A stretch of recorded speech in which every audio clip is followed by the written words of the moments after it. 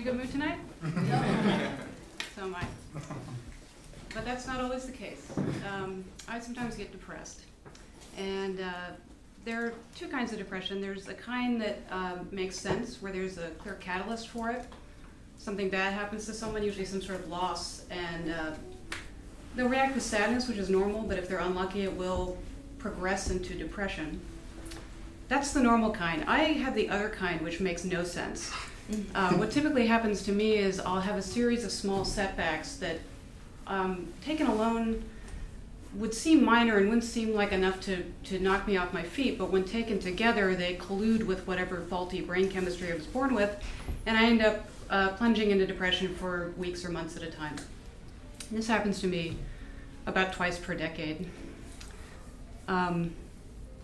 I think the most alarming thing about this disease is that it's not the unpredictability that always throws me, it's the fact that I always think I have control over it, and I think that I can do something to affect its progression and its outcome, when in reality I can't, and I learned this lesson every time. When I was in my early 20s, I was about due for another bout. I was in a relationship at the time with a woman named Heather. Our relationship had been on the decline for a while, and my mood had followed suit. Heather's reaction when I was in a low mood or when things otherwise weren't going well was to take us away somewhere for the weekend, which I always appreciated, and which had resulted in some sort of fun impromptu trips places. But this time around, we didn't have a lot of money, so she got really creative. And this was the late 80s, and I don't know if you remember the beautiful Mount Airy Lodge commercial. But she decided that the Poconos was the place for us. And she even found the perfect place.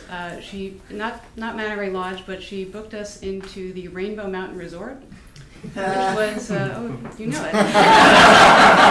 And this will sound familiar.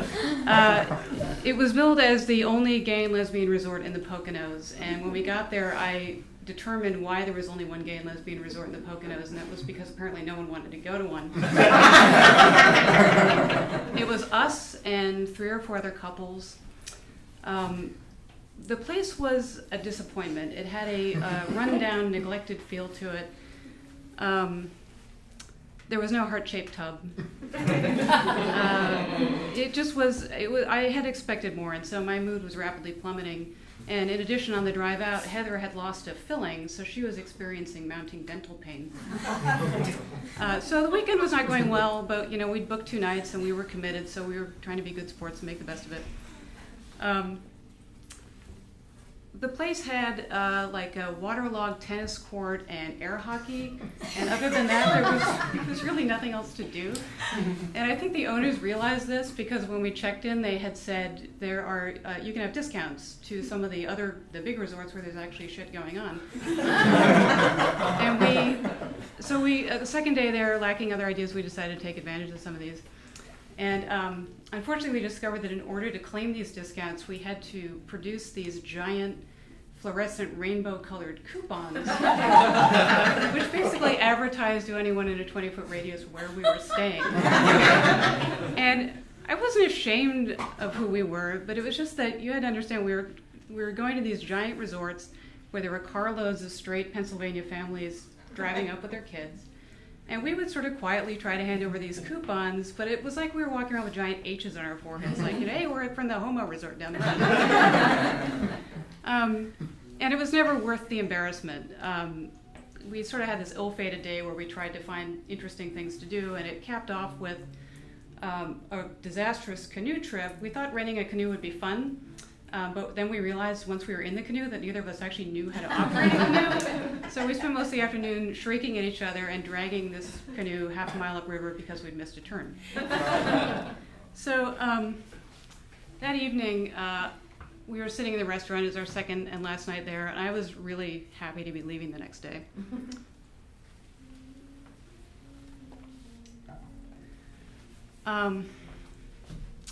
Let's see. So the next morning we got up. And like I said, I was happy to go back to our apartment in New York, but Heather was determined to salvage it this weekend. And the day before, when we'd been driving around, we'd seen this giant billboard for a place called Claws and Paws Wild Animal Resort. And remembered that, and she said, Julie, you like animals. Why don't we go there rather than going straight home? And it's true, I do like animals. I like domestic animals. I love goats for some reason, and I remember thinking to myself, if I can go somewhere and pet a goat right now, I might be able to pull myself out of this. An act of desperation, admittedly. So we went to this park, and I didn't believe they would have wild animals. I thought this has to be a petting zoo because we're in the middle of the Delaware Water Gap. There can't be exotic animals.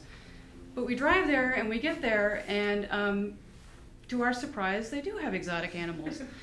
But it was abundantly clear that the creative vision of the owners was tragically out of whack with their budget, because this place was, it had aspirations it couldn't live up to. It was really sort of a chicken wire 2x4 affair. And they had exotic animals, but it was like this totally random collection, like they'd taken whatever had fallen off the truck. And they weren't arranged in any particular zoological or thematic order. They were just a series of pens thrown pell-mell around this giant wooded compound. I should talk about the affect of the animals, which was disturbing. They tended to fall on one of two ends of a really wide emotional spectrum. They were either totally sullen or they were completely enraged. And there was nothing in between. There were no happy animals in this place. I should also, at this juncture, mention that in addition to suffering from depression, at this time in my life, I also had frequent panic attacks. So, I'm a mess. If you've never had a panic attack, I'll describe it for you. What happens when you have a panic attack is the part of your brain that regulates fear-based emotions goes totally haywire, and it floods your system with adrenaline. And what that results in is a number of very extreme physical symptoms. In my case, I had things like very rapid heartbeat, I'd get dizzy, I'd get nauseous, I would get tremendously hot and sweat, so I'd start stripping off my clothes. That was really fun to travel with. As you can imagine, panic attacks, the physical symptoms they create a lot of mental distress because you don't know what's happening to you. And that's what's so brilliant about a panic attack, is that there's this terrifically effective feedback loop that's created because your physical and your mental symptoms just amplify each other, and you go batshit. And this is an extremely primitive part of our brain, and the reaction is primal.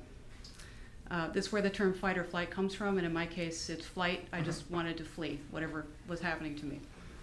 So as we wended our way down this seemingly endless tour of animal misery, I could feel a panic attack building. And I just kept praying I would see a happy animal and that I would find that fucking goat. But there was no sign of it, and as I was sort of reaching a crescendo of panic and was most desperate to leave, I spotted a sign that said, "Exit this way through the gift shop." And I looked beyond it, and I could see the gift shop, and it was about 30 feet away. And Heather had become very attuned to my signs of freaking out over the years. So she could tell I was having a problem, and she saw the sign as well. And we just thought, okay, we're home free. And she was sort of coaxing me along and saying, it's okay, we're on our way, it's right over here. So I started going towards the gift shop. But there was one animal left, the gibbon. The gibbon is the smallest of the great ape family. It weighs about 15 pounds. It's a very beautiful, very graceful creature. They share a lot with us. They don't have tails. They walk upright on two hind legs. They have 4 fingers and an opposable thumb. They're monogamous, which is very unusual. And they've demonstrated signs of self-consciousness in laboratories. If a gibbon looks in a mirror, the gibbon can recognize itself. It doesn't just see some other gibbon. Excuse me. So as I tried to walk past this gibbon, she caught my eye and held it in a stare and would not let go. And This gibbon had the blackest eyes I've ever seen on a creature. There was a sorrow in this gibbon's eyes that I can only describe as bottomless and relentless.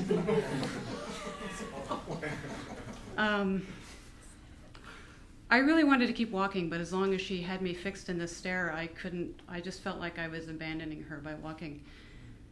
But the longer I looked into her eyes, the more they became a mirror of everything that was wrong with the universe and everything that was wrong with me.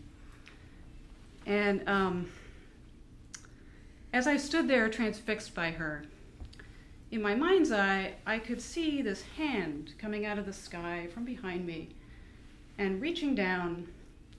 It took my shoulders between its massive thumb and forefinger and turned me ever so slightly like I was a doll on roller skates and placed me onto the trajectory that I had been fighting to stay off of. And then the hand gave me a little push and sent me rolling on my way into the abyss. As I was standing there, and I guess grappling with the knowledge of where I was headed next, a place where I had been before and didn't want to go again, the gibbon, who had been perfectly still up until this moment, did something. She actually moved.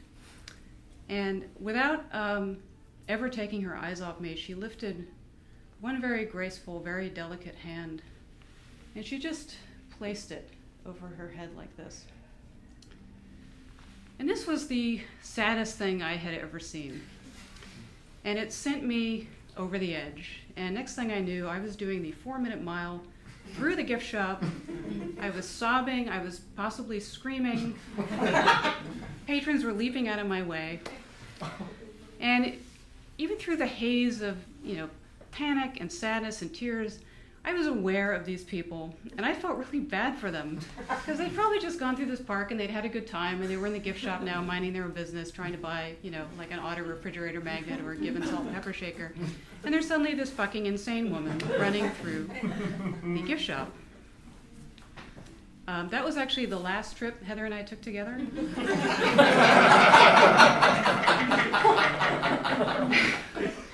We broke up a few months after that.